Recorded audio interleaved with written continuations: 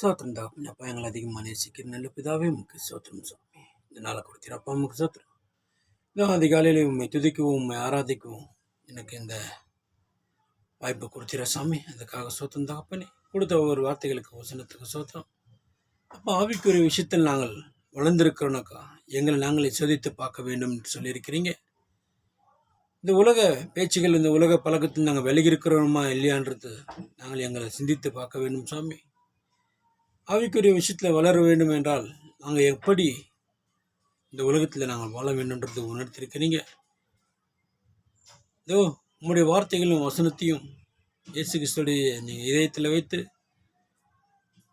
அந்த சத்தியத்தை நாங்களும் அதை போல் கை கொண்டு நடக்கிறதுக்கு அந்த வார்த்தைகள் எங்கள் இதயத்தில் நீங்கள் கொடுத்துருக்கிறீங்க.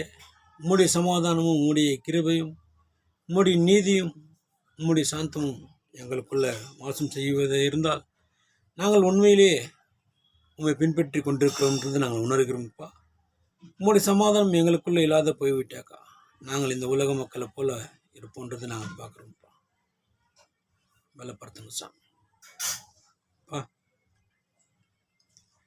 அநேக மக்கள் வேலை இல்லாத கஷ்டப்பட்டு கொண்டிருக்கிறாங்க. படிக்கிற பிள்ளைகளுக்கு ஞானத்தை கொடுங்க. அநேக மக்கள் குழந்தைகள் இல்லாத கஷ்டப்பட்டு கொண்டிருக்கிறாங்க. ஒவ்வொரு தேவைகளையும் சந்திங்க.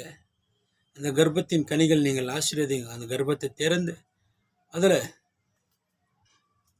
நீங்கள் யார் பேர் சொல்லி அழைத்திருக்கிறீங்களோ அந்த பேரை சொல்லி அந்த கர்ப்பத்தில் ஒரு குழந்தைகளை உண்டாக்கும்படிக்கு உங்களுடைய ஆவியை கொடுத்து பலப்படுத்துங்க தகப்பனே. அநேக வேதனைகள், கவலைகள், கண்ணீரோடு இருக்கிற மக்கள் ஒவ்வொரு நீங்கள் தொட்டு ஆசீர்வதிங்க. சரீரத்தில் வேதனைகள், வேதிகள் பட்டிருக்கிற சகோதர சகோதரி தொட்டு ஆசீர்வதிங்க. உள்ளத்திலும் வேதனைகள் பட்டு கொண்டிருக்கிற சகோதர சகோதரி தொட்டு ஆசீர்வதிங்க, பலப்படுத்துங்க.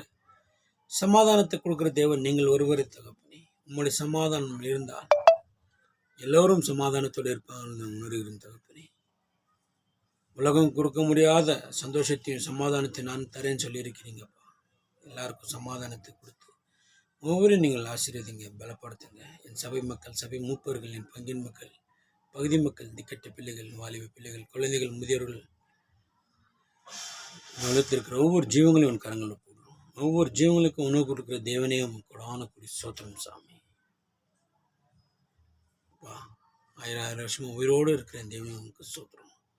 உங்களுடைய நேசகுமாரன் வரும்போது நாங்கள் உண்மையாக உத்தமனாக நாங்கள் வாழ்கிறதுக்கு உங்களுடைய ஆவியை கொடுத்து எங்களை பலப்படுத்துங்க. எங்களை ஒரு தேசிய மன்னிங்க.